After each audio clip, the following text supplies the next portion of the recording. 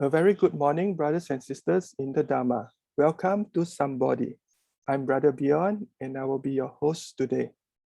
This morning, we will be discussing about Mudita, or as our guest speaker like to call it in English, appreciative joy. The Buddha's teaching emphasized on us to find happiness and joy in our everyday life. How can we achieve such happiness and joy within ourselves when there is so much going on in our everyday lives? We hope our guest speaker today will enlighten all of you with the question. A brief introduction to our speakers. Sister Mien first learned Buddhist teaching in UKM Buddhist Fellowship back in 1989 and was active as MC, committee member, and later as deputy president. Post-graduation, she was active in many years in UKM Buddhist Alumni, BGF Counseling Unit as committee members, plus a frequent speaker at BGF, SJBA, Kuala Lumpur Buddhist Mental Health Association, Kinrara Buddhist Association Society, Sentul Buddhist Temple, and several other Buddhist organizations. A keen mediator for more than 25 years, learning meditation from different teachers from Malaysia, Myanmar, Thailand, Sri Lanka, and even Australia. Professionally, Sister Mien works with individual, couples, families, workplace, and community for more than 25 years in different settings, such as Family Planning Association, Malaysian Mental Health Association, Motorola Employee Assist Program, which was first of its kind in Malaysia way back in 1999. Since 2005, Sister Mien is in private practice providing employee assistance program, corporate coaching, training, crisis intervention, psychotherapy, psychological assessment, supervision, lecturing, teaching, and in recent 10 years, focusing on mindfulness and compassion-based intervention. She is a trained teacher of mindful self-compassion with Center for Mindful Self-Compassion in the USA and apprentice teacher of mindfulness-based cognitive therapy with Oxford Mindfulness Center in the UK. Over the years, she has been interviewed by various local newspapers, magazine, radio, and TV, including guest speaker of Bella Show on NTV7 for 4 years. So let's put our hands together and welcome Sister Mien. Sadhu, sadhu, sadhu. Over to you, Miss Sister Mien. Thank you. Thank you, Brother John, for such a kind invitation. This is my first time with the Sambodhi Satya Alam Buddhist Association. So this is a new group of friends, Dharma friends that I'm meeting for the first time. And I think, of course, there are a few familiar friends also from other Buddhist society, like the Arya Vihara, Kinrara Metta, and I think some of my participants that is undergoing the mindfulness and compassion brief 8 weeks program under the Theravada Buddhist Council Malaysia.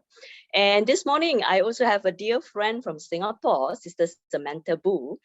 So, and in fact, I'm so happy to see Sister Samantha here. So, because we were going through our mindfulness-based cognitive therapy training to be trained teacher under the Oxford Mindfulness Center. I am still not finishing yet my final stage. Yeah, I think Sister Samantha probably are ahead of me. I'm not sure, but we were from the same batch. We were from the same batch when we started our journey. Goodness gracious, 2018, I think, 2017, I can't even remember. But it's good that I have a fellow teacher here with me this morning. And, now I know if I'm stuck with the question, so I'm going to ask Samantha to help me out with the question from the audience. But nevertheless, I think this morning we have a very cozy group, which I'm surprised because the past few, Buddhist Association invitation is a big group, and I think cozy group is so nice to have, yeah, so that we can have more in-depth discussion, yeah. So I'm happy to meet somebody friends for the first time, and I'll try my best to share on today's topic. And in a way, this is like a series, yeah. For those of you just joining today, just to let you know, for our Sambodhi friends, they have started the 4 Brahma Viharas talk I think 4 weeks ago. Yeah, so in fact, somehow I am, I think, due to date, whatever, and this is the last segment. So technically, they have covered Metta, Karuna, Upeka. So, and today we are covering Mudita. Yeah. So and of course, in a way, it can also be quiz time, so that we can also talk about the rest of the 3 topics that they have covered the last 3 weeks. But I think it's just nice, whichever arrangement of the 4 Brahma Viharas, it is such a beautiful practice. And to me, all these 4 practices jive together anyway. Yeah. So what I'll do this morning is that we will, of course, cover Mudita. But as I'm covering Mudita, naturally, we will also look at Metta, Karuna, and Upeka. Yeah. So, and then in a way, I've prepared my sharing in a very much more psychological way. Yeah, I don't have direct, sutta quoting from the Brahma Vihara Sutta. Yeah, so I thought, I will bring you a different perspective rather than a very Dharma-based, Sutta-based discussion, especially as a psychologist. Yeah, I will bring it much more from the psychological perspective. Yeah, and I think I have also in the audience today, Brother Zeb. Brother Zeb is also a counselor, and he's based in Singapore, but he's Malaccan. And he was also with the Kinrara Metta Dharma Works group together with Brother John. Yeah, so we do have really a group of people who cross path from a different setting, yeah, which is nice. Yeah, and with that, I think that is probably the agenda that I have. We'll do definitely, the usual thing. I have some slide. I'll do the, the official sharing on the slide first. Then naturally, we will open up for Q&A. And I will see first in terms of the timing. Let's cover the slide first. And then if I look at the timing, that I'm not taking too much away from the Q&A, we will do a practice together, yeah, within the session. Okay, so that's what we'll do. So I will zoom in to then the slides that I have prepared. Okay, so just about, I think, 8 or 9 slides. Yeah, so this is the topic, or the 4th Brahma Viharas that we are covering this morning. And of course, it's part of the 4 Brahma Viharas. And this is my summary of the 4 Brahma Viharas. Yeah, I'm somebody that's very visual. So it's helpful for myself to have, visualization. And I found these cartoons, which I feel that it really represent, Metta, Karuna, Upeka, and Mudita. Yeah. And if you look at the first cartoon, yeah, the one with the sunshine and the cloud and the rainbow, yeah. So it's so coincident I found this cartoon to actually match with this beautiful ancient poem. This poem actually is included in our teacher's training manual for the Mindful Self-Compassion program that I'm a trained teacher. Yeah. So, and it's very interesting that the source where this beautiful quotation or this beautiful poem come from is actually unknown. But a lot of people say that it seems that it came from Myanmar.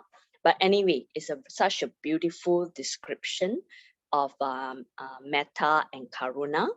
And I love this description. And in a symbolic sense, to, I felt that it really represents these 2 Brahma Viharas. Yeah. So this quotation, as it goes, when the sunshine of loving kindness meets the tears of suffering, the rainbow of compassion arises. Yeah. For me, it's such a meaningful, symbolic, yet very scientific, yeah, kind of quotation. And for me, it truly represents Metta and Karuna, because for me, yeah, metta, a lot of time to me, it is represented by the sun, yeah, because the sun, the sunshine, yeah, is so known to have this energy, this bright energy, yeah, this bright, loving, cheerful energy, yeah, that's the sunshine. And in fact, it's very important, yeah, without sunshine, we cannot live actually, right? So that's how important sunshine is, yeah. So therefore, the cultivation of the sunshine, yeah, loving kindness or metta is so important, yeah. And of course, yeah, in our natural world, with the sunshine, it will also comes with the clouds, thunderstorm, and rain, yeah. And of course, yeah, with the brightness, it also comes with the gloominess, yeah, which is represented by the clouds, the rain or the thunderstorm.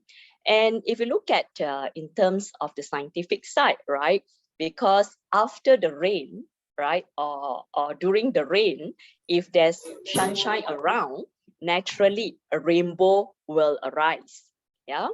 So, and that's why I feel that this is so beautiful, this poem, is because, yeah, hopefully all of us would have always remember to recharge ourselves with this sunshine in our heart, yeah. So that's where our regular practice of metta, yeah, become very important, yeah, so that you know, you always have this metta energy within your heart.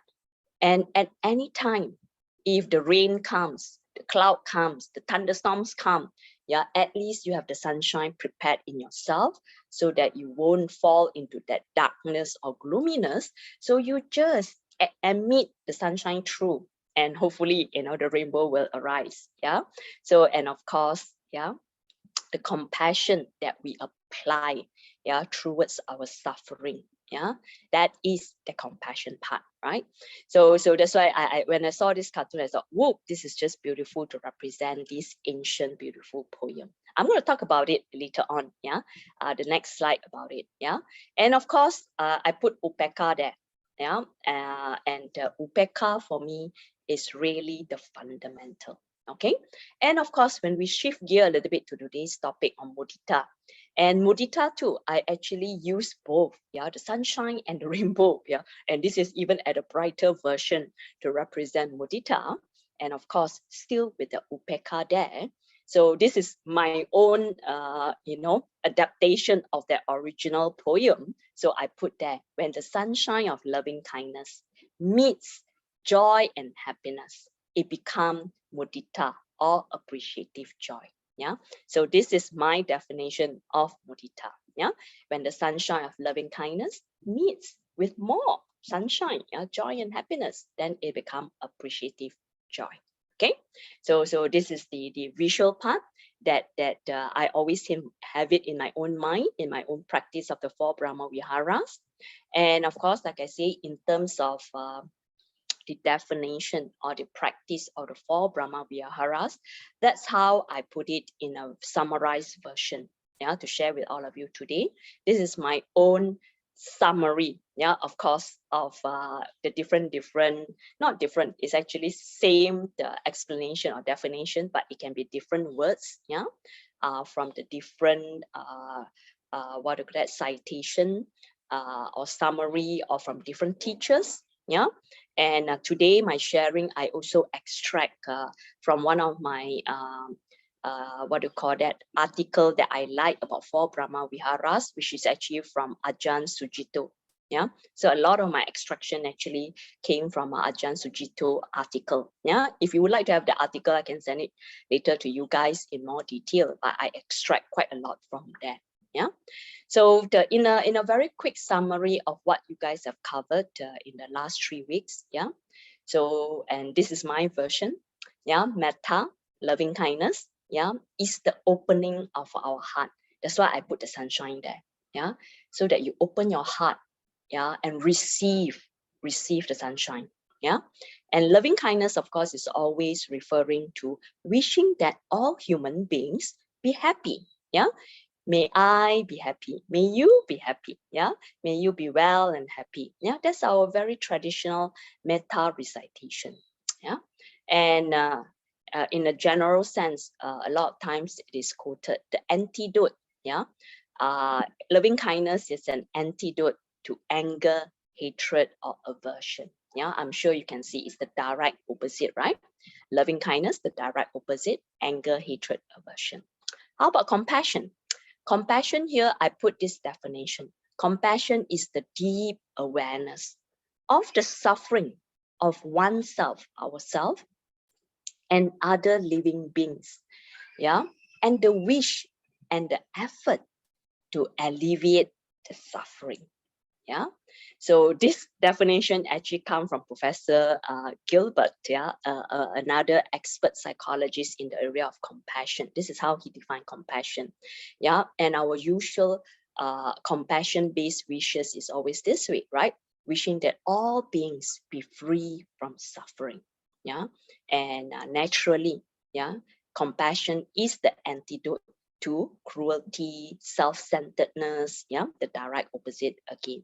Yeah, so and again, basing on the two poem just now that I shared with you.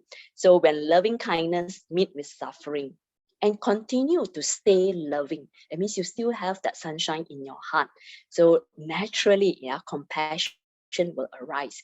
You will have that continuous energy, yeah, from that sunshine.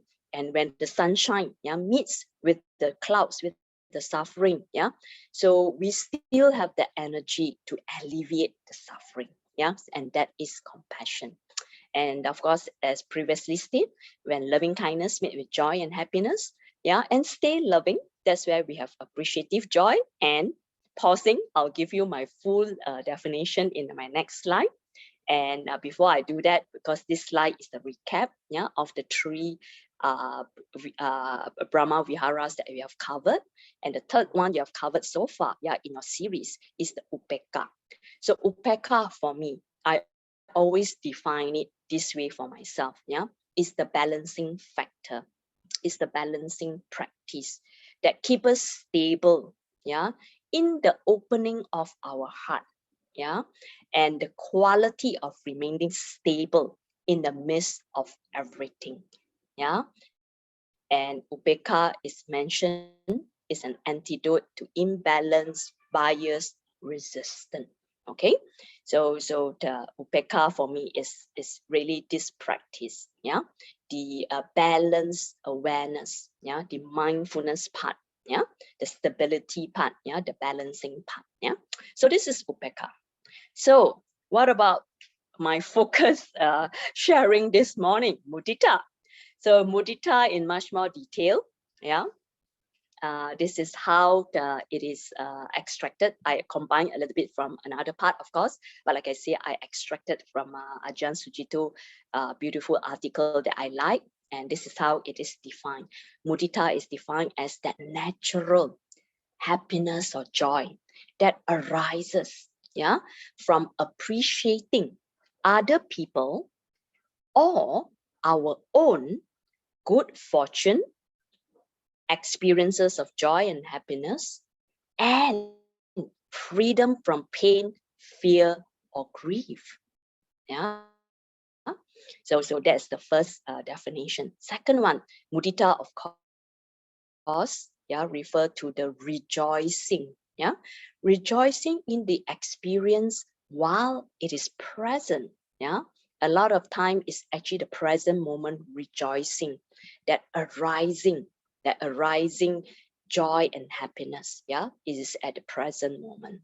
And this rejoicing flows into appreciation, contentment, and gratitude.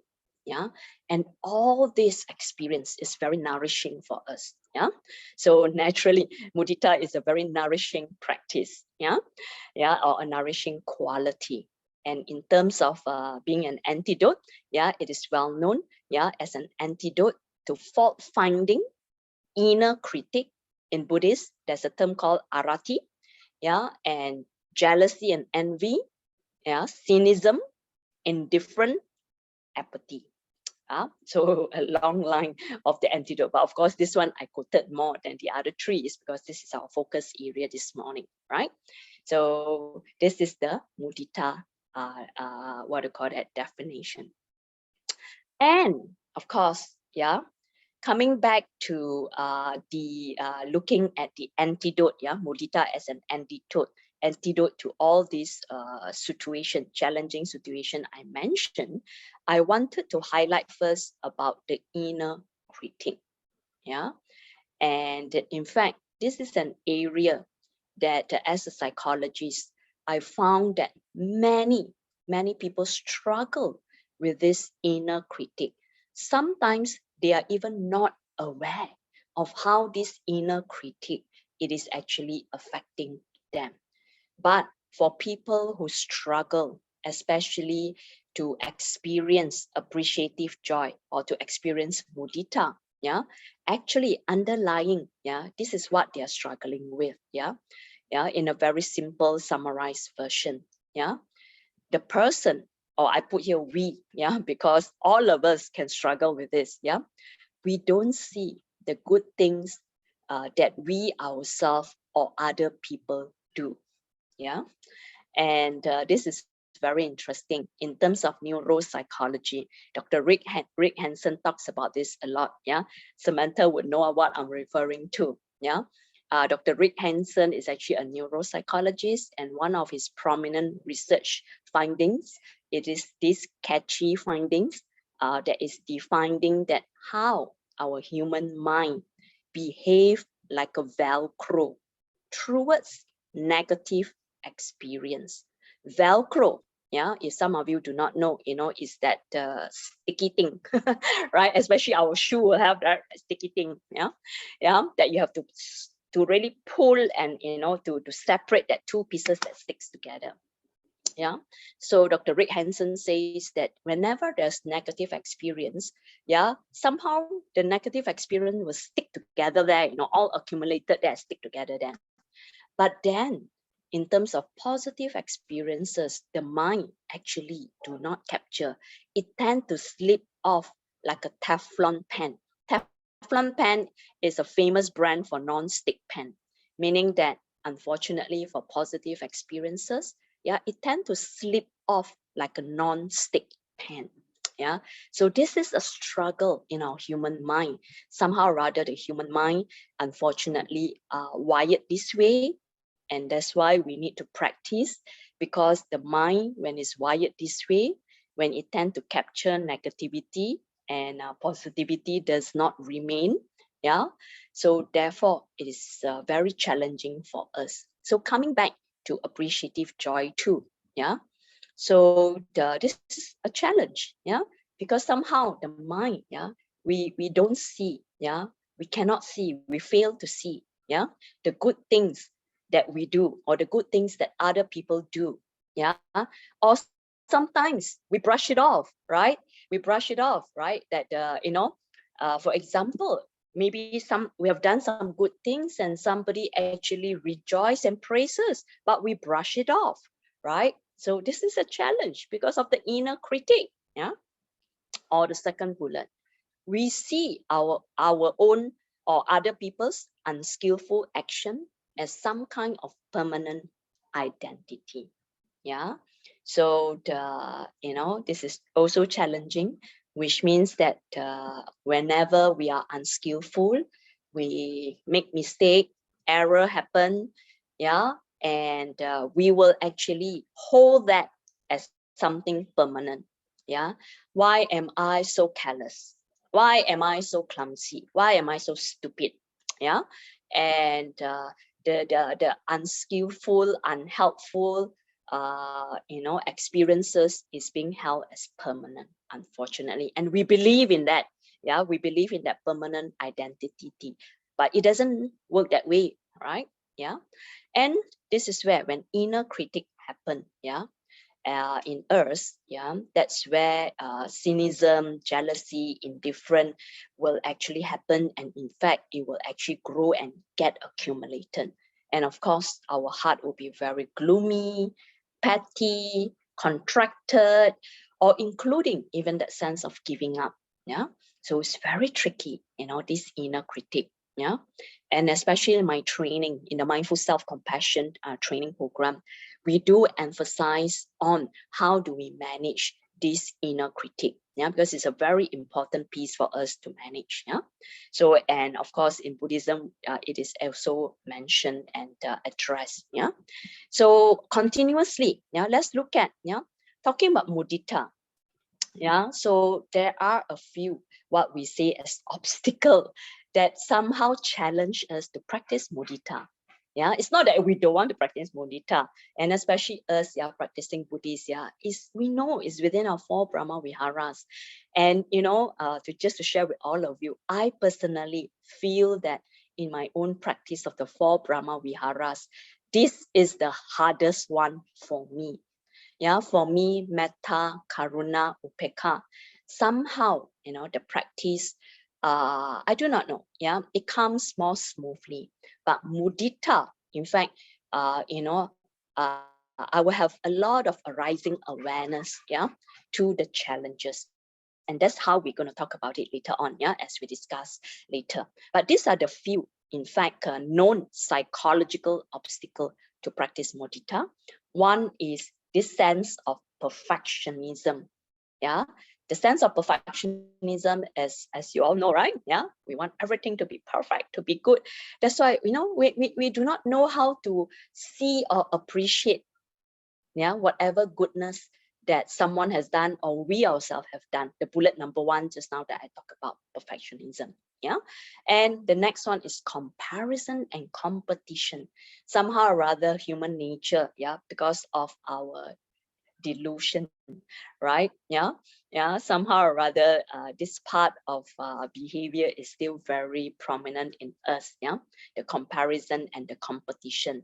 And I put here a beautiful poster, yeah, which is a quotation from Venerable Thich Nhat Hanh, yeah, which is so right on the dot. A flower does not think of competing with the flower next to it. Yeah, so the flower just blooms as it is, yeah, based on their own condition, yeah, the sunshine, the water, the rain that they receive, yeah, and their own internal mechanism. And when the time comes, they bloom, right? So each of us bloom by ourselves. Yeah, we don't have to like compete with a next flower. But human being, unfortunately, yeah, this doesn't happen to us because the third bullet explain it: performance driven, goal orientation. Yeah, and Venerable Sujitu actually mentioned that performance driven or goal orientation can have arati side effect, the inner critic effect. Yeah, unless, yeah, when of course in our life as a lay people especially, yeah, goal orientation, setting goal orientation, and having some level of performance based what to call that, focus is important. Yeah, but very important part is that we need to balance that, yeah, with appreciation of whatever that's happening in that whole process, yeah, of achieving the performance, yeah, or meeting the goal. Yeah, or else, yeah, be careful, you may have your inner critic coming in, yeah, and drive you towards the perfectionism, or you know, drive you towards comparison or competition. And of course, my 4th bullet, yeah, of course, in the work of counseling, yeah, and psychotherapy, which is my bread and butter, yeah, I see this a lot. Yeah, so if somebody is struggling with difficult emotion, pain, fear, grief, shame, anger, yeah, so when you yourself are struggling with this, naturally, yeah, you don't have enough sunshine, you don't have enough the energy, yeah, to be able to rejoice, to appreciate, yeah, or to be happy for another person, yeah, that is you know, experiencing the good fortune, joy, or happiness I talk about in the definition of mudita. Yeah, so because yourself, you are struggling, yeah, you're struggling in negativity. Yeah, so if you're struggling in negativity, yeah, it's so difficult for you to see positivity already within yourself. Yeah, what more the positivity that's happening to other people. Yeah, so this 4 bullet I put here, yeah, is very important for us to address. Yeah, because apart from just, of course, yeah, doing some of our regular practices that can facilitate us to to practice mudita, we also have to address, if we are struggling, with these brief summarized obstacles that I'm putting here, So addressing this is important, So therefore, I know it, so well, especially in the counseling work, right? So it's very difficult, when the fourth bullet is so prominent or struggling in your life, right? So therefore, it is not easy for you to even, practice metta, upekkha, karuna, and what more, mudita. So these are the obstacles in practicing of mudita.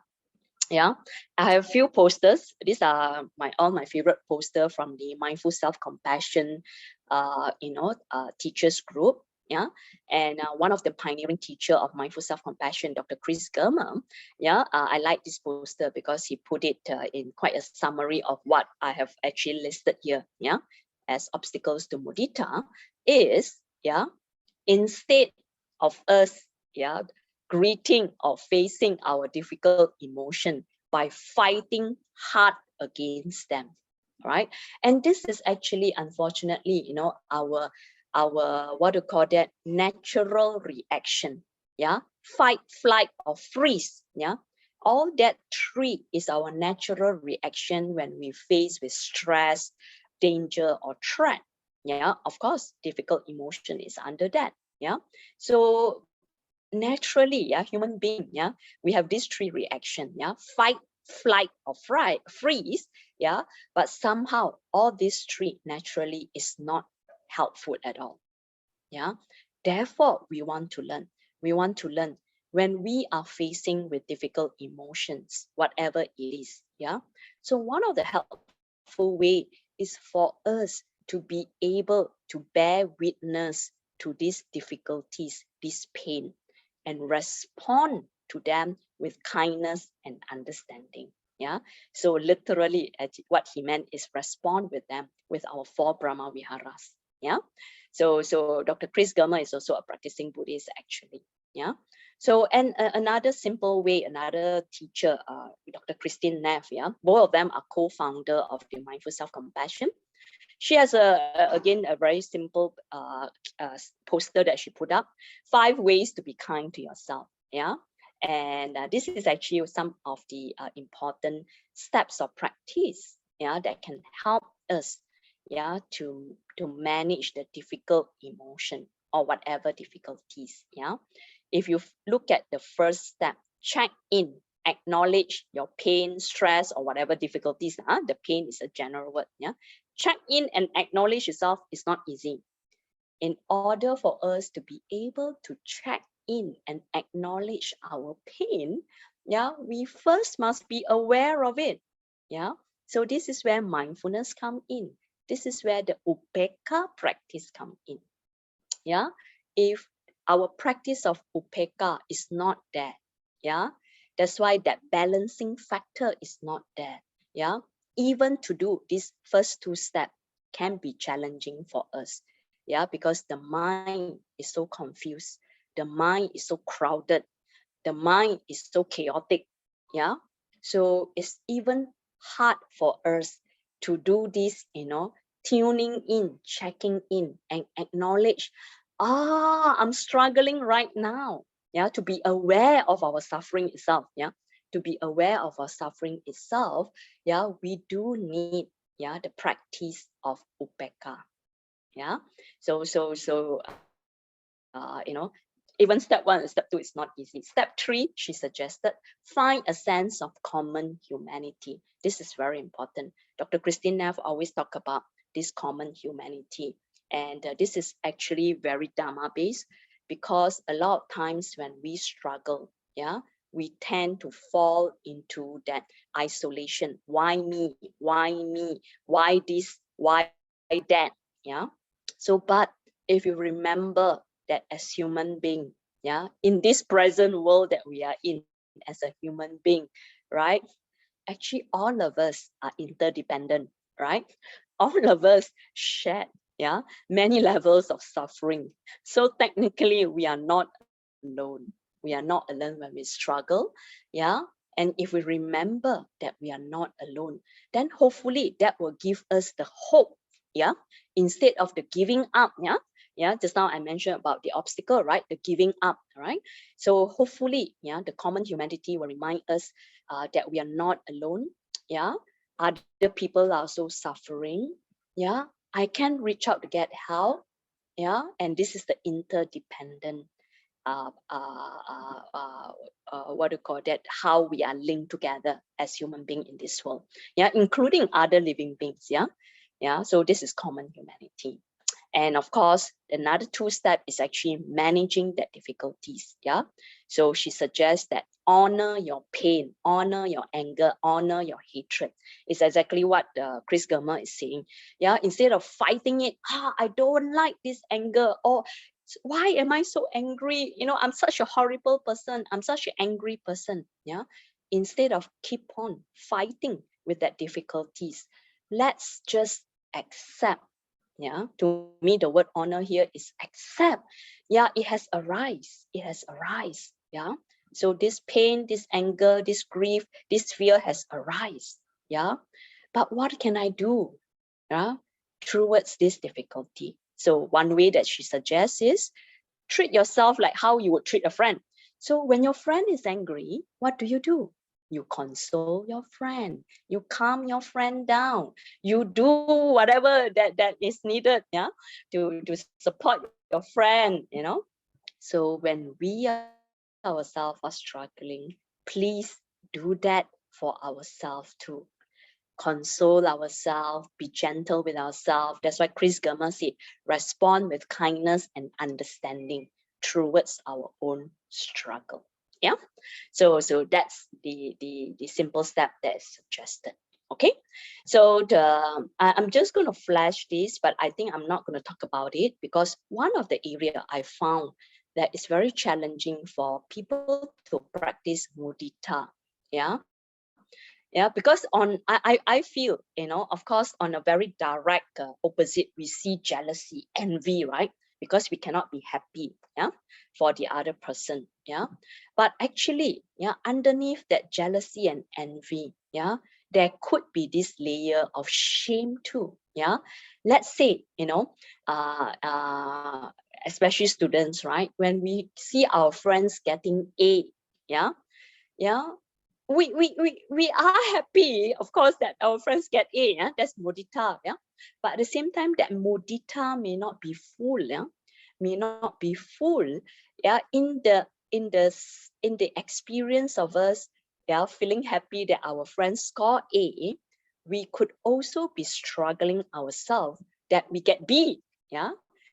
And this is where, yeah, underlying, yeah, that jealousy or envy, yeah, there could be this layer of shame, yeah, because, you know, you're feeling shameful that you are not good, you couldn't get the A like your friend did, you only got B, yeah. That inner critic, yeah, is really playing a big role here. Yeah, you know, I'm not so good as my friend, I'm incompetent, and so on and so forth. Yeah. So there is also this self-attack. Yeah. So if you look at the orange poster, it talks about, uh, when we think badly of ourselves, yeah, and there's element of shame, yeah, that self-attack, yeah. So this is very unfortunate, yeah, because this struggle is very, very difficult, yeah. So the management of shame itself is another huge area. And Dr. Chris Germer works very deeply, research very deeply, and of course he's a clinical psychologist, so he actually, of course, in his counseling and therapy practice, yeah, support a lot of people with managing shame, yeah. So that's why he's very big in addressing this issue. And that's the end of the slides I have on Mudita. Yeah. So I hope the last few slides, yeah, talking about the obstacles, yeah, it can be heavy duty, yeah. So but I felt that I wanted to highlight that because a lot of times, we don't understand that, that's how I experienced, yeah, many years ago, when I find that, hey, how come I'm struggling with mudita, Yeah. So, and I find along in my own psychological journey, yeah, there are a lot of this aspect I talk about, the inner critic. Yeah, it's not that I'm not happy with my friend getting A, I'm happy, but yet, yeah, that happiness is not full. That happiness is not full. Yeah, because I'm struggling here. Yeah, that pulling back is because the inner critic, the arati is working here. Yeah, so it cannot be full for me to share, yeah, that joy and happiness with that friend. Yeah, and like I say, this mudita is not focusing on others too. It's also interesting that it's also important for us to have that appreciation, gratitude, and contentment towards ourselves. And especially if you have arati inside, this is going to be a big struggle. Yeah, arati inside, like my the cartoon just now, yeah, it will be like, really, drumming in the negativity in you. You're not good enough, you're stupid, you're lazy, or whatever, right? Different people have different inner critics, yeah, and that really impede you, yeah, to have this peace of mind, yeah, light and joyful kind of mind, yeah. And so therefore, yeah, because mudita, is that stars and sunshine in the cartoon I put for you, right? Yeah, it cannot be sparkling, yeah, because of all these challenges that we have, yeah. And naturally, yeah, if we ourselves, yeah, are more struggling with pain, fear, grief, whatever difficult emotion, we are already so tired, so taxed in struggling with this. We don't have the energy to shine. Yeah, we don't have enough sunshine and the star to shine, yeah, towards, let's say, our friend who receive good fortune. Even though we are happy for the person, but we just don't have enough energy to do that, and we struggle. And if you are not careful, yeah, the inner critic will be spiraling. Yeah, hey, I should be happy, that my friend did so well, but how come I can't be fully happy? Then you go into that self-blame, self-critique. Oh, am I a selfish person? I cannot be happy with my friend. It add on to the negativity. Yeah. So therefore, yeah, this really understanding of the different layer of struggling emotion within ourselves, it is part of our cultivation journey. Yeah. So I'll pause. Yeah. At this point, oh my goodness, it's 10:55 already. Oh, but we started late a little bit. Yeah. So I'll pause a while and I can actually see some question coming in.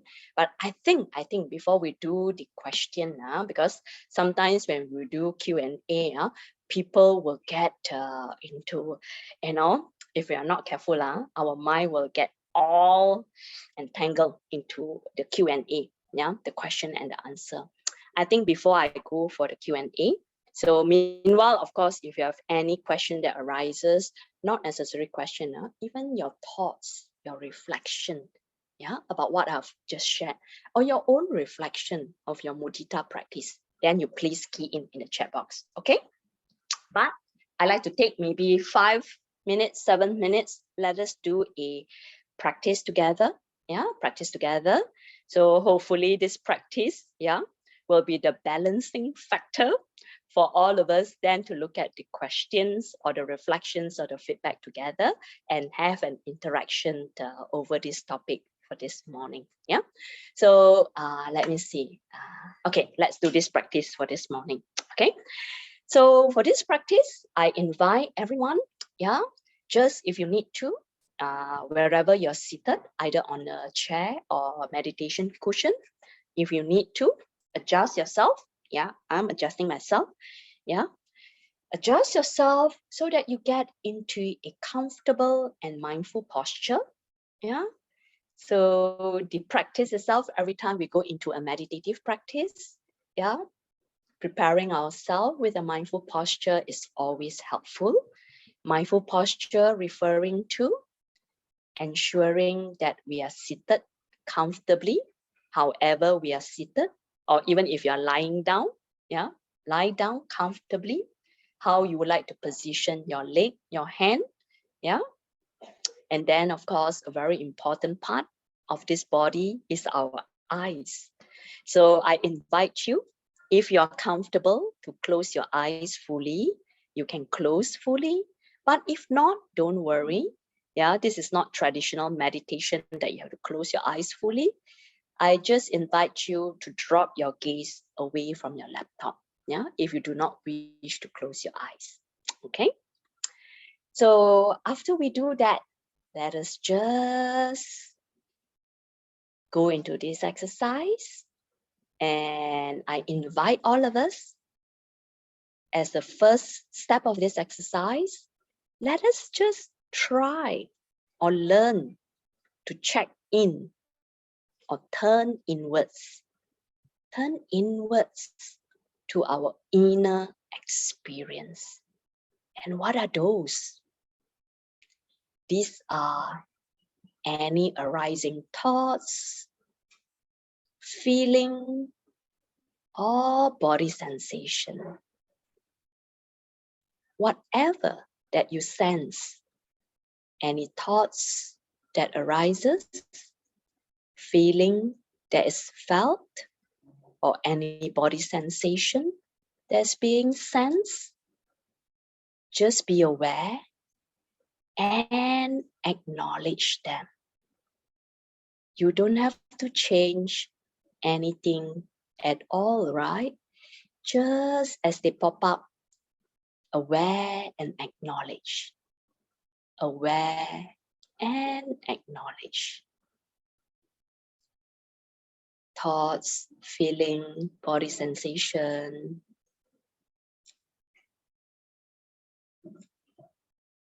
Any of these experience, just be aware and acknowledge them.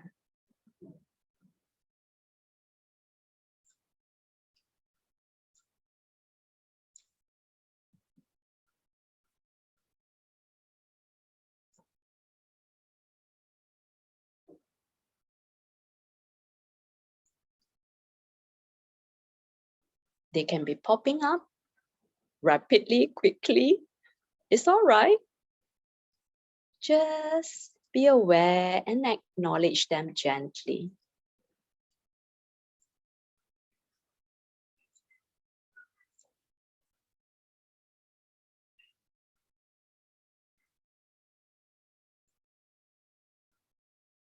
And then I like to gently move you all to the second step by inviting your awareness or your attention to direct them to your breath. Wherever you feel your breath is. Some of us sense our breath at the nostril area. Some of us sense it right at the tummy, the rising and the falling of the breathing in and out. Or some of us just feel that, oh, I can't sense it. So don't worry. You're sitting here breathing in and out. So the whole body is breathing in and out. So you can bring your awareness and attention there too. So wherever it is for you, just bring your awareness or your attention to your breath. And gently follow the breath, breathing in and out at your own pace. The in and out.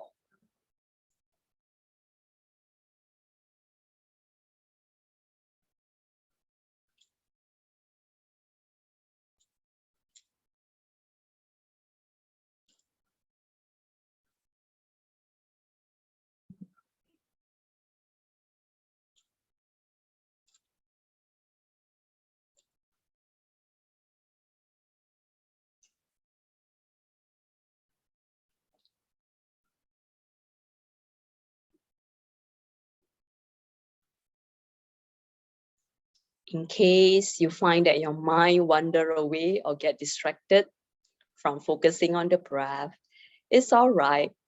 Gently guide your mind back to refocus on the breath and just continue the in and the out.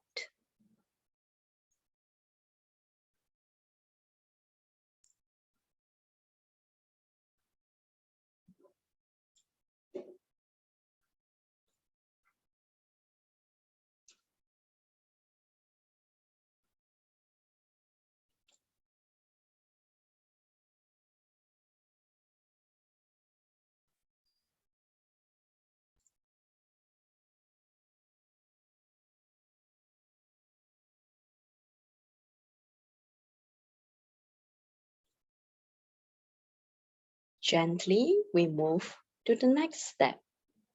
This time, I invite you to expand your awareness or your attention or your focus of the breath. Yeah, to expand it throughout the whole body. Yeah, it's as though the breath is filling up the whole body, sitting right here, breathing in and out, even through all your skins. Yeah, from your face to your posture to this whole body. The whole body sitting here, just breathing in and out.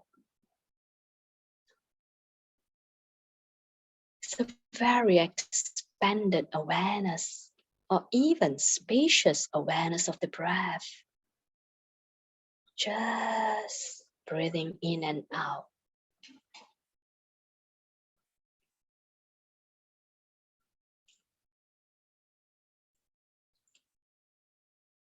Let this breath nourish us, nourish this body.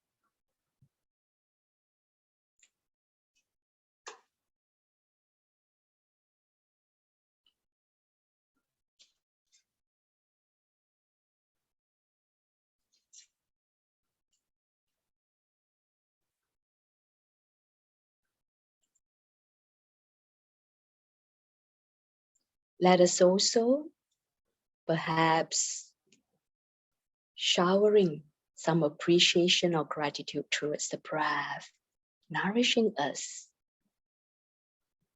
We feel thankful to be alive, to have this breath breathing in and out.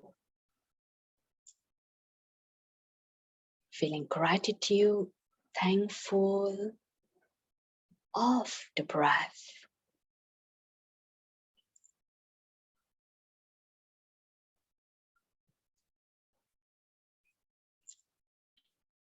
From the breath, we expand our appreciation and gratitude towards this body, sitting here, breathing in and out.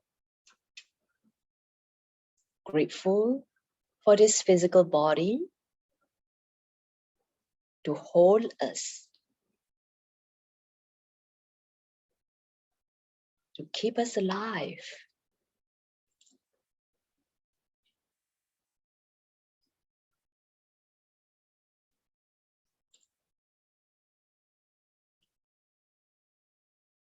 And we would like to expand further this gratitude, this thankfulness, this appreciation, yeah, towards also, apart from ourselves, our body, our breath, also to all our condition and environment where we are as human beings today, where we live, our community, our surrounding, our nature. May I be grateful towards the nature, the surrounding, the universe, for this is where I live as a human being in this present life. Utmost gratitude to that.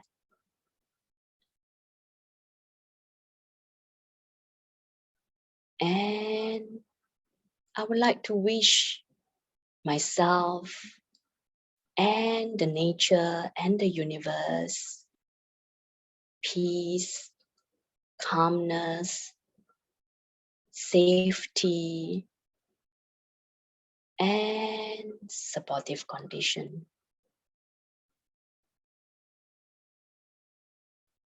May I be well, happy and healthy. May my environment, nature, and universe be healthy too.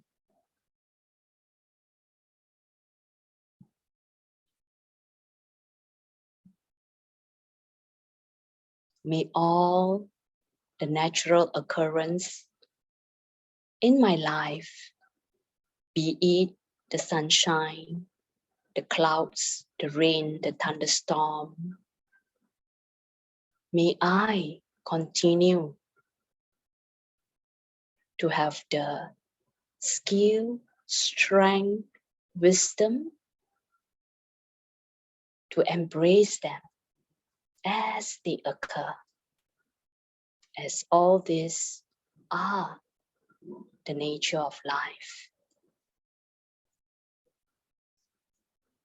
If you like, you can send yourself and the nature and universe a few more wishes in your own words.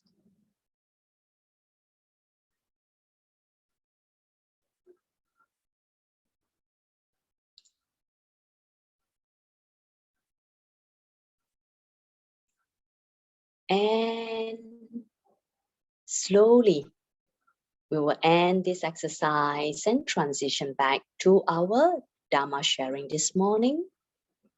Take a moment just to quiet down, to reflect on your practice. And as part of the transition, the self-reflection, and of course, you can also move your body a little bit because we have been sitting just now in that mindful posture. And those of you who close your eyes, please be gentle when you open them because we have lights in the room, so it's a contrast, yeah?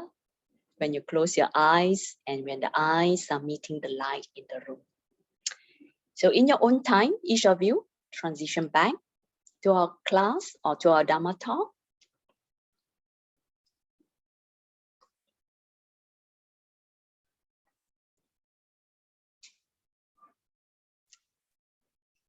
And those of you who have camera on, so I've seen your eyes open, so I know you're back to the exercise. And I hoped, yeah, we have our moments, yeah, our gentle moments just now through the practice. And of course, naturally into this morning's plan, yeah, it is the interaction, the sharing, yeah, and I'm beginning to slowly open up my chat box. And of course, this is a very small group. I do invite you to raise your hand and unmute yourself too, yeah, to speak, yeah. You can share, reflect, or of course, ask question too, okay? All right, so I hope everybody is back. That's why virtual is always very hard compared to face-to-face, but I'm so used to it by now. Okay. Okay, let me take the question from the chat box, huh? Yeah, so because they have penned down the question earlier, I think before we start the exercise. But subsequently, I hope you unmute yourself and say something because small group is nicer, yeah, that we actually talk to each other. So the first question, yeah, it comes from W.H. Chan to every one of us, the question to share with every one of us. But it is very difficult to radiate metta to our enemy or people who do harm or bad responses to us before. How can we show metta to them? Yeah, I'm not sure whether this is Brother Chan or Sister Chan. Yeah, it's hard to tell from the name, right? So you're right. Yeah. So that's what I meant just now. Yeah, it is not easy, this practice of the 4 Brahma Viharas, metta and mudita. Yeah, it is actually quite similar. Yeah, I am sure Brother Chan or Sister Chan, yeah, you have experienced that with people that you have neutral relationship, good relationship, usually, yeah, to radiate metta or to experience mudita, yeah, it can be more spontaneous and natural compared to towards somebody, like you say, your enemy or somebody that has done harm or hurt towards you. Yeah, so naturally, that's where I talk about the difficult emotion. So if you are experiencing difficult emotion, especially towards that particular person in interpersonal relationship, so naturally, right, like I said just now, right, a lot of your effort and energy, yeah, has to be spent here in managing this challenging emotion that arise due to that unfortunate interpersonal relationship. Yeah, be it conflict, betrayal, or whatever it is. Yeah, so therefore, naturally, like I say, you just don't have enough sunshine to shine over to this side. Yeah, especially, yeah, to share the joy and happiness with someone that didn't do that with you. In fact, that someone, yeah, did something even much more negative and harmful to you. So it becomes very difficult. Yeah, so naturally, yeah, I would really suggest, yeah, or advise that, yeah, remember, be aware, be mindful, not to fall into that inner critic, that self-critic or self-blame that, but I'm a practicing Buddhist. Yeah, we're supposed to forgive. Yeah, and we're supposed to radiate metta to our enemy. Yeah, so don't get into that cycle yet. Yeah, it's good that you notice this is a struggle for you. Focus on how you can help yourself to work on, yeah, this difficult emotion. Reduce it. I say reduce it first. Yeah, it's not so easy to eliminate and let go of it. Not so easy. Work towards reducing it first. That's more important. Yeah, and as you do this, you'll find that the feeling towards this person that's done harm to you will also be lighter. Yeah, and at that point you'll find that, yeah, as your heart feel lighter and lighter towards this person compared to initially, yeah, very heavy, yeah, especially anger, hatred, aversion, right? Yeah, so as this reduce, so naturally, the metta or the mudita will arises. Yeah, so work on this. Yeah, but if you force yourself to radiate, I want to radiate, it doesn't work. Metta, mudita, it comes as a, I would say, a result of, I would say, yeah. So you cannot force it, yeah. So, but instead, yeah, it's more important to work on resolving this, because this is the one that drown you, stress you out, this difficult emotion, yeah. So that's what I would say to Chan, yeah. And I think this question from Chana, I want to continue that. Jia Xing, I'm going to skip your question a little bit, because Chan has another chat that even some colleague who backstabbing us in organization. Yeah, precisely. Like I say, it doesn't matter which setting. That is the law of nature, right?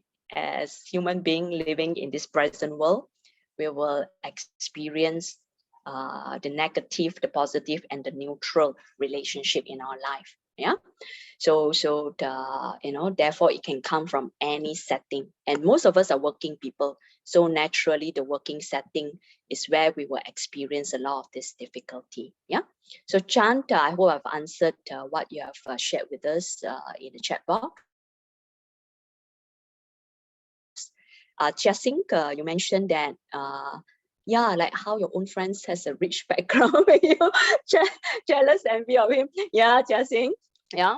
And of course, there is this very spiritual, I would say, definition I'm going to answer you in terms of rich and poor, right? Of course, in a very,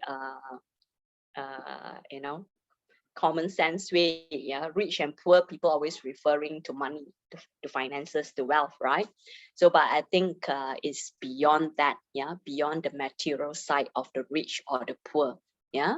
So, and of course, yeah, naturally, yeah, our craving, our wants, yeah, in this materialistic world, yeah, it is part, directly towards the money, the wealth, right? Yeah. So that is in a very natural sense. All of us struggle with that. But this is why are we, dedicating ourselves on a Sunday morning, come for Dharma sharing, or as a Buddhist, why do we go for Sunday school? We attend Dharma talk, we attend meditation retreat, because we know that, yeah, that basic is not all it is, right? Yeah. Material, wealth, money is not all it is, right? We want beyond that, because we have also seen rich people can also be very unhappy and suffering. Yeah. And of course, 26 years of counseling practice, I can tell you that, especially I'm in private practice, right? Yeah. I have supported many rich people, very rich people, but they are so unhappy. Yeah. And this is statistically, you can actually prove it statistically already, right? So material or financial wealth cannot bring you the peace, yeah, the stability, the balance, the calmness in the mind. Yeah. And of course, all of us here today, I think, of course, yeah, we are in a Dharma group. Yeah, we have embarked to a certain level, yeah, our journey through the heart, yeah, the thoughts, the feeling. Yeah. So this inner system or inner experience that I was talking about just now as the step one of our practice. Yeah. So rich and poor. Yeah, of course. Yeah. And I was going to scroll down after that. Yok Mui asked, how do we balance low self-worth, inferior, and egoism, superior? Yeah, definitely this is too direct, right? So how do we balance? Yok Mui, I want you to, oh, you have a next box. Okay, I just saw your next box. People can be nasty, probably because not enough people been kind to them. Okay. Okay. This looked like a separate question, but also quite related. Yeah. I'll go to your second question first, Yok Mui, right? Yes, you are right. Yeah. I always say this, and because I see this, like I say, in the counseling practice so much, people come with so much negative struggle. Yeah. But underlying, yeah, one of the main inner needs that I always find out is that they yearn to be loved, to be accepted. Yeah. So therefore, yeah, it could be in their family life, in their personal life, people has not been kind to them, or even since childhood, they did not receive the usual family love, parental love, so on and so forth. Of course, there are many conditions, yeah, and circumstances, right? So therefore, yeah, they become this very hard and nasty, yeah, or even egoistic or arrogant, yeah, as a way actually to protect themselves from being hurt further. So it's like, I better be tough, so that I will not be bullied or to be hurt by people, So and of course, unfortunately, this way itself,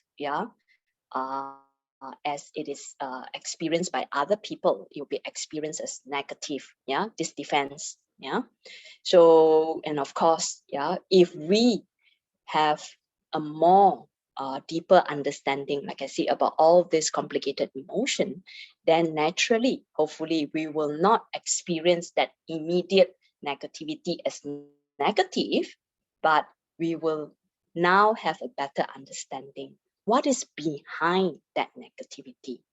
And I always say behind a lot of the negativity is unfortunately, that shame, that, needing love, the very lack of, which is not material, no, money cannot buy that, which is very lack of the natural things that we need as human beings, so that's how I'm going to answer your point, right? So, okay, Chan and Jiaxing say probably they say thanks. That means I've answered their question. Okay, now let's not do chat box. Chat box very boring because it's very hard to understand sometimes what you type. Let's raise hand and unmute. Yes, let's open to the floor. Any people, devotees? Any raise your hands, please, if you have any questions.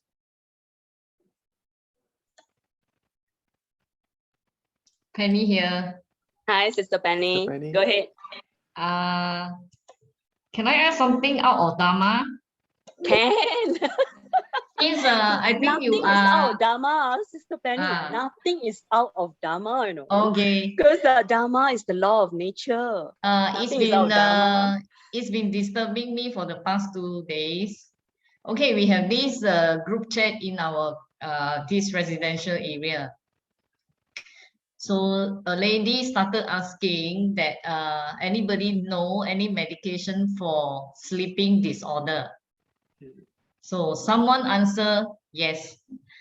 So then that someone answered that that medication that she has been purchasing is for her 9 years old son. Oh, so the 9 years old son is having sleeping disorder. So the lady asked her back, do you have any adult version one? So the lady said no, but the son is really, I mean, after taking the medication, then the son is okay, sleeping well. So it really disturbed me that a 9 years old kid is, is having this type of problem, that he should be, nothing worry him, nothing disturb him. He should be a happy kid, So somebody asking the mother, have you brought him to see doctor? So the mother say the kid, I think something like the kid refused to go or something like that. So somebody recommend her to buy this, the medicine called melatonin. Melatonin. You can get it on online. I heard they even give her the website. So I want to ask sister that during this, I mean this society, what is going on now? 9 years old kid is having sleeping disorder. Oh yes, Sister Penny. Oh yes, Sister Penny. This is where, like I say, especially, I think this coming to 2 years now, the pandemic, it has triggered, much more stresses in everybody's life, including the children, So but I'm very concerned about this self-medicating, that the mother is doing, and that's one, So and this is where that's why it is very challenging, especially for us, the mental health professional. A lot of time, people are so worried about stigma, about seeing a psychiatrist, a psychologist, a counselor, so on and so forth. So they do all the self-medication, self-help technique. All Buddhists will then go and read sutta, attend Dharma class, attend retreat, and then struggle and struggle and struggle, and then say that, hey, how come meditation is not helpful? I'm meditating, meditation is not helpful. Yeah, it's actually part and parcel of our ignorance, actually. Very sad, yeah. Because, naturally, of course, Dharma is very important, Sutta is very important, meditation practice is very important. Don't get me wrong about that. But we cannot equate like this is going to solve this, right? And especially when it is not guided. Yeah. So, and people are struggling with this. Yeah. And let's take away our, the meditation sutta for a side. Just take people in general. Naturally, it's always the stigma. Yeah, of seeking help, especially mental health. And I really hope, that's why in a lot of my sharing for Buddhist community, I also have to emphasize this, because Buddhist community have the equal ignorance, yeah, of not getting mental health support or treatment. Yeah, so we need to do that. We need to do that. Yeah, so it's hard. It's hard, and of course, this is as fellow friends, neighbors, and community. Yeah, naturally, Sister Penny, of course, what you can do is perhaps you can talk separately to the person who asked first, the adult who asked first for medication for sleeping disorder. If one-to-one, you can urge the person, please don't self-medicate. Please go and see a professional. Yeah. And the other one is very tricky, because the mother already very clearly, start medicating. So that one very much more harder to talk to and advise. I think the adult, you still have a chance. You still have a chance to talk to the adult, yeah, and not to do that, because not able to sleep, it's not as simple as just I cannot sleep, I take the medication, I can sleep now, I'm fine. Naturally, a lot of times they cannot sleep. Of course, we need to rule out if there's any physical or medical condition. Yeah, but naturally, yeah, in combination is usually the stresses and the challenges in life, and that is the part that we are not getting help to resolve. Yeah, and that is the part. Yeah, of course, we usually talk to our friends, our family, our Dhamma friends, when we have this problem, when it is perpetuating, even though we already try to seek help, level 1 help, yeah, with people that we trust, yeah, that we can talk to. Yes, that's the right thing to do. Go for level 1 first. Yeah, we reach out for help, level 1. But if your stresses, your challenges are still perpetuating, it's time to go for professional help, or at least to somebody else that is neutral. People don't understand, sometimes getting support from a neutral person is very different. Getting support from somebody you trust and you care. There is a big difference, especially that neutral person is professionally trained. Yeah. So I think this is the part that unfortunately people miss out. Then in return, let's say, Sister Penny, you are the one stressed out, then you go and talk to Sister Tina, yeah. So keep on talking to Sister Tina. And then Sister Tina, of course, very compassionate, will shower you with attention, listen to you and everything. Yeah. But in return, because this is just level 1, your challenges could be much more serious. It's beyond Sister Tina's ability to support you. But then if both of you carry on and on, the next one is going to be her. Right? So actually, we actually stress our loved one out, yeah, without us knowing, because we really, cling on to them and expect them to help and support us where it's beyond them. And of course, they themselves may not know and struggle to know where is their limit, yeah, to support you. So that end up you have 2 stressful ones. Yeah, workplace similar, you have a stressful employee, then a manager trying to coach. Then at the end, you also have a stressful manager, or the other way around, stressful manager stressing out the employee. Yeah, so it's an equal, challenges that way, either way. Yeah. So Sister Penny, actually, you asked a very relevant question for today's topic. Yeah, because today's topic, yeah, this practice of the 4 Brahma Viharas, for me, this is why, Buddha is the greatest psychologist of all. He has actually taught us or prescribed us, we are talking about a modern medical term, he has prescribed us the 4 Brahma Viharas, which is right on the dot, right antidote. But the practice itself still needs to customize for individual circumstances. That is the challenge. So that's why a lot of us struggle. We're very diligent, we go for Dharma talk, we try to go for meditation class, we try to go for a retreat, but unfortunately it's not targeted enough if we have a very complicated situation. So this is a lot of times I see with sadness and struggle and frustration with individual. And for me, it's because when they come to us already, the professional is very charm already, very chronic, very thorough already.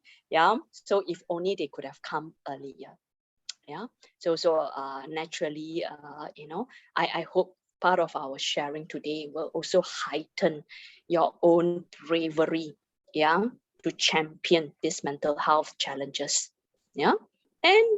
And this is where, your chance to put your 4 Brahma Viharas into practice, your own upeka. Am I calm and balanced myself? Am I calm and balanced myself? Do I have enough sunshine in my heart? Do I have enough sunshine in my heart? I need the sunshine first, before I can actually, the karuna part, radiate or support or alleviate the suffering of myself and other people. And of course, on a more positive side is that, still have the sunshine very bright and shining, to rejoice, to appreciate, to be thankful. So do I have that myself? So therefore, as my own practice, look at the combination.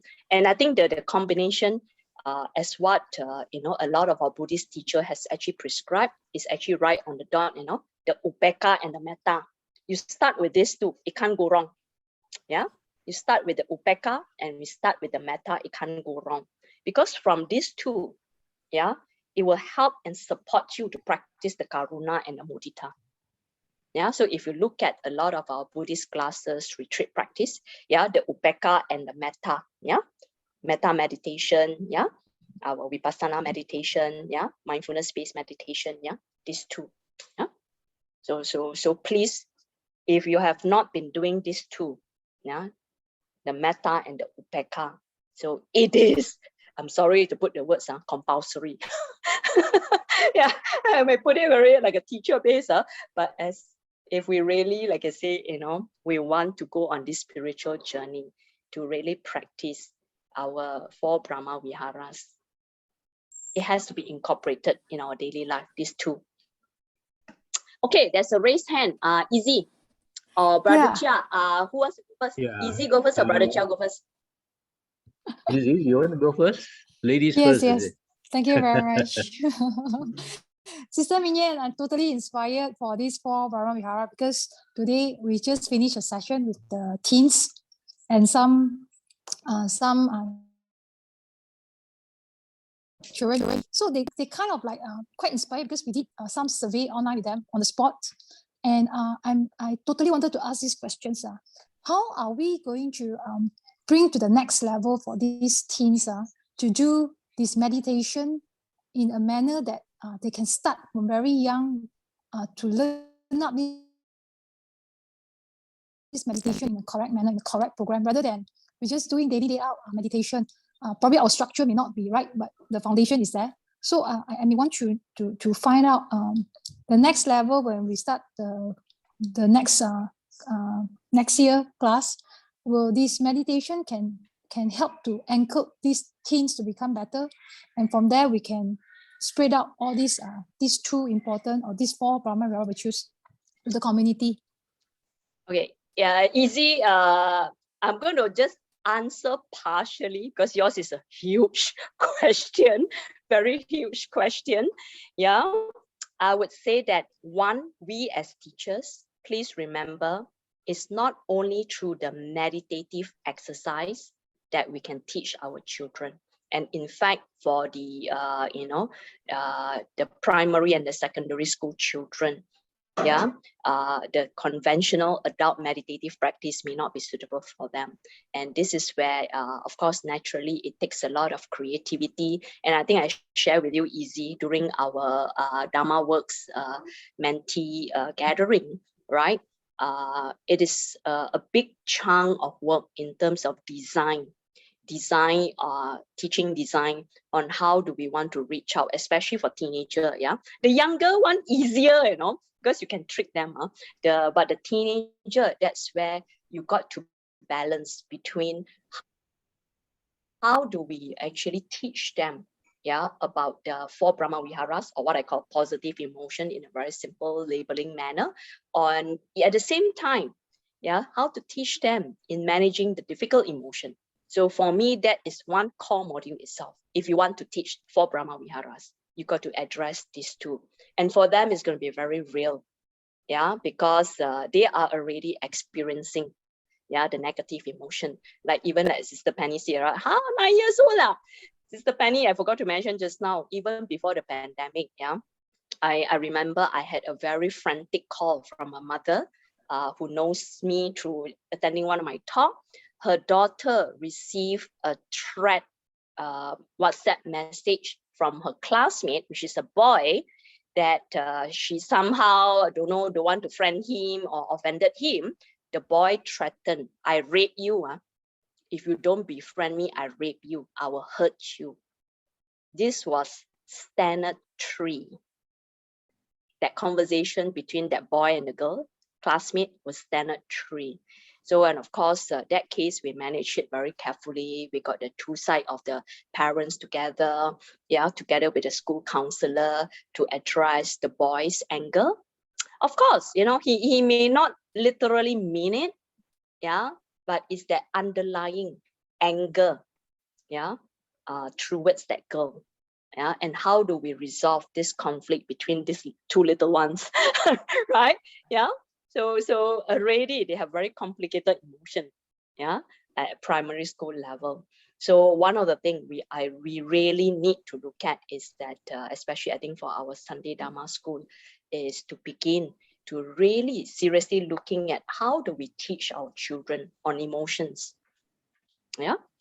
understanding universal emotion, So that itself, I can say that easy has to be a very important module, and especially for teenager.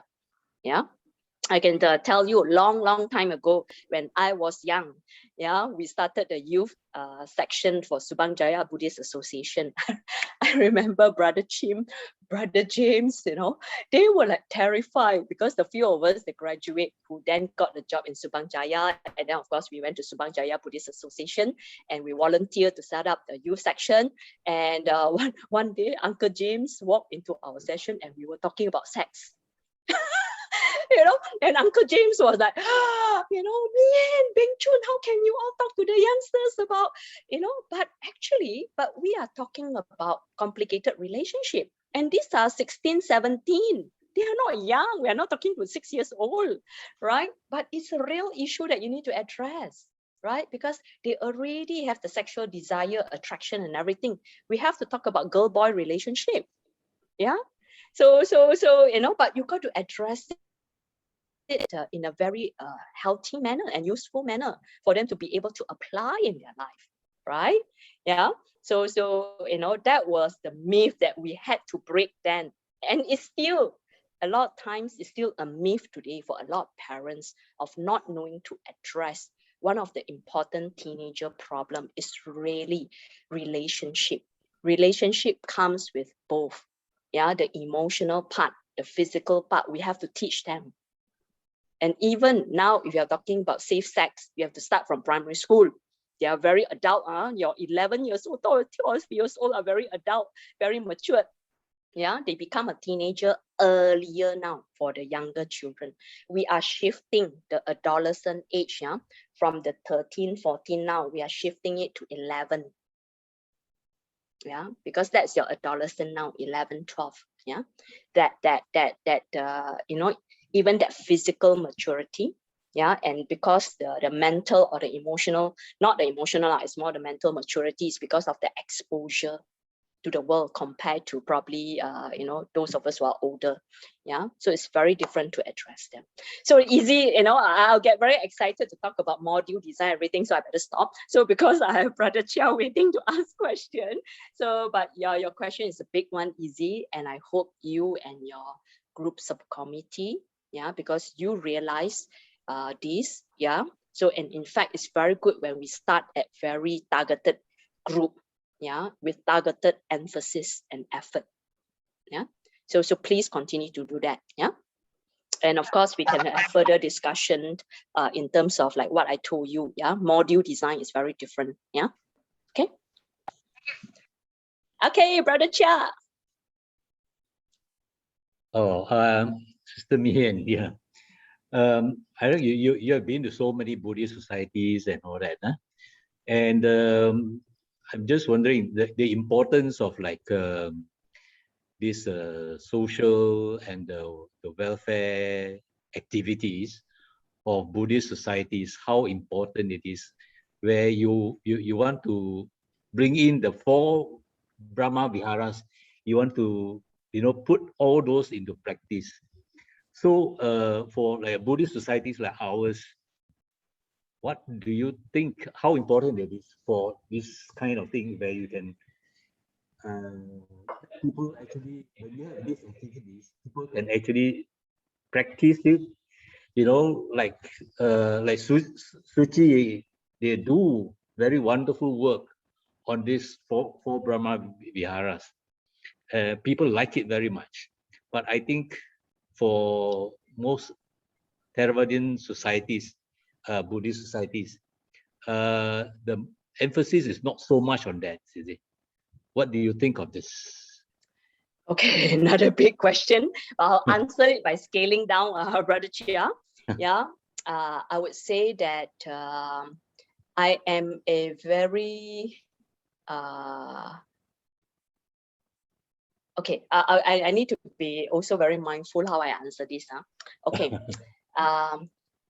Yes, by default, as a Buddhist society, as a Buddhist association, yeah, we do have the community roles and responsibility, right? To look at designing program like what Easy is talking about just now, right? Designing program for youth and things like that.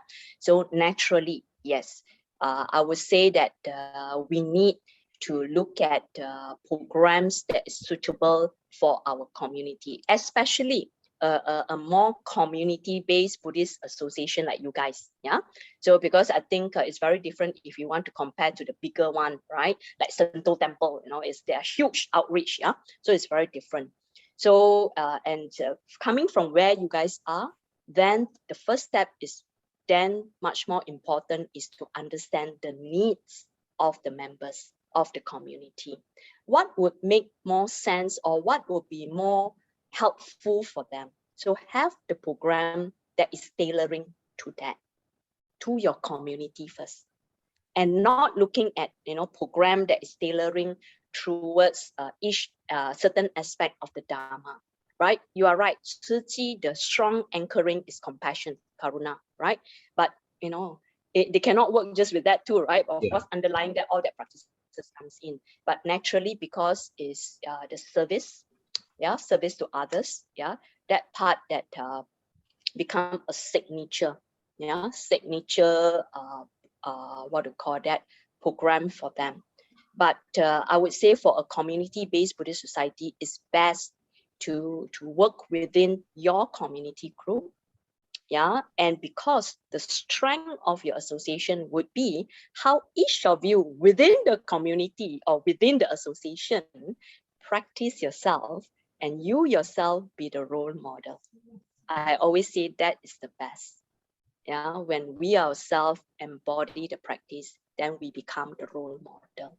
Yeah, and like I say, the children, when we ourselves are very open to talk about emotion, talk about stresses, talking about problem solving, then our children will also learn that openness, that bravery, to talk about these difficult items. If we ourselves are full with stigma and shy away to be open and talk about all these challenges, please expect that from your children too.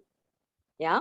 So I always say that we as the adult, we start with the first step and always, reminding ourselves, or that's where your support as a community, support each other to fine tune each of our practices. Of course, each of you are different, right? Different, but let's have that support towards each other to fine tune our practice, and you can actually, like Easy say, do a survey, what is needed for somebody, is it more meditative program, 30%, more social program, 70%? What does your community need? And that's where you can then, design program to meet the needs of these people. Then hopefully when they go into this respective program, they practice, they then embody it in their personal life, in their daily life. And that's where the community will flourish. The community will first feel nourished.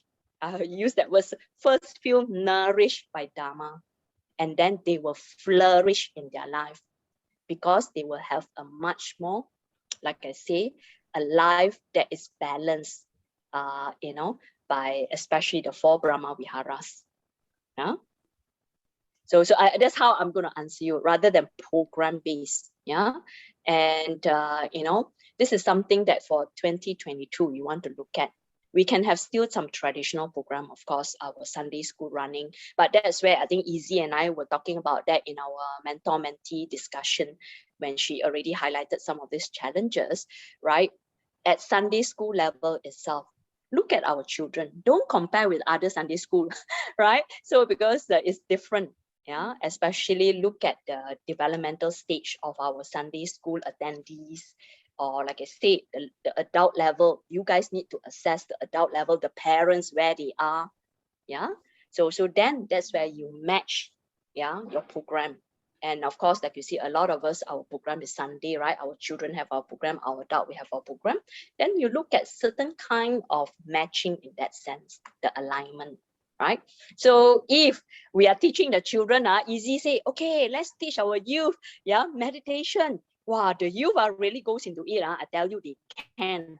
But then Papa, Mama, then not interested. Then what's going to happen? There's no alignment. There's no alignment in the practice. So therefore, that's why the adult program and the youngsters program is also important to look at the alignment. So if the youth are already getting keen in learning meditation, and the adult are not, as committee member, we got to be mindful, and we have to do something already. Are we not inspiring enough our member to at least try meditation? Or is our meditation program maybe certain way of organizing it, arranging it, doesn't tailor to some of our members? Does our members need different type of meditation-based classes? I mean, I have to go into very detail in a sense. So I hope, Brother Chia, I sort of answered it in a very big picture for you, but in a way, it's like giving your homework, committee, for your 2022 strategic planning. So I hope what I've shared can give you that further pointers. Okay, how are we going to steer our 2022 as organizing committee? I assume you're in organizing committee, Brother Chia. You are? He's our ex-president, so he's our advisor now. So I spoke to the right person. I spoke to the right person. Okay, we are running out of time. Is there any other question that oh my goodness, we are 11:51. Wow, yes. Any other question? I'm okay because if you still have 1 or 2 more questions, please. Thank you for your sharing. Okay, since you touch, I have one question, a quick one. Since you touched about sex education, actually this just happened yesterday. We were watching TV. And there was a dialogue about sex going on. And my 9 years old was asking me, what is sex? So what is your advice? How do I approach this, given the situation right now when they are so exposed to this, everything is so sexualized now. Yes, true. The social media, unfortunately. Yeah. I would suggest, Brother John, you need to have a class for parents. Yeah, how to teach children. Yeah, sex education for parents. To guide their children. You need to have that class. We identified the first activity for 2022. Yeah, and you can get guide. Okay, so in fact there are formal. Because my first job was with Family Planning Association. So that's why I was educating the Subang Jaya youth. Yeah, because that time that was my job as the youth officer of Family Planning Association, right? And as a youth officer, part of my job is actually to teach the youngsters on safe sex or what is sex, by then they already know lah, 14, 15, 16, yeah. So that was part of a very important education piece that I felt that I have to bring to the youth member, of Subang Jaya youth section, right? So there are, module. Of course, I'm not into this area now for a long time, but what I can assist you is trying to find out, is there probably a Buddhist version? I'll talk to some Buddhist scholars, colleague, or to find out, yeah. Or of course, any existing good training or teaching module for parents, yeah, which is of course from all those established organizations that we can use. Yeah, let's get the proper manual. Right? So then you can base on that. Yeah. So as parents group, yeah, you guys can look at this. Brother Zeb, can I request you from Singapore side? Yeah, because Singapore they are more organized in that sense in the sex education for the school. Do you know of any module, Brother Zeb, in Singapore? Can't hear you, Brother Zeb. No sound. Wait. No. How come no sound, Brother Zeb? We are not hearing. We are not hearing you. Yeah. So one is I probably have to go and ask Australia side. Yeah, Australia side, so and I'm going to share with you guys. And yes, Brother Zeb, please, your mic is not working, but please help us too. Maybe you help us to look at from Singapore side. Is there an established module at the school level? Yeah, and that's where we can look at, like I say, importance and targeted program, for your own community. Yeah. Okay, Yeah. thank you. So you need to do the closing. Yes. Pass over back to you to do the closing. Okay, thank you. Hold on.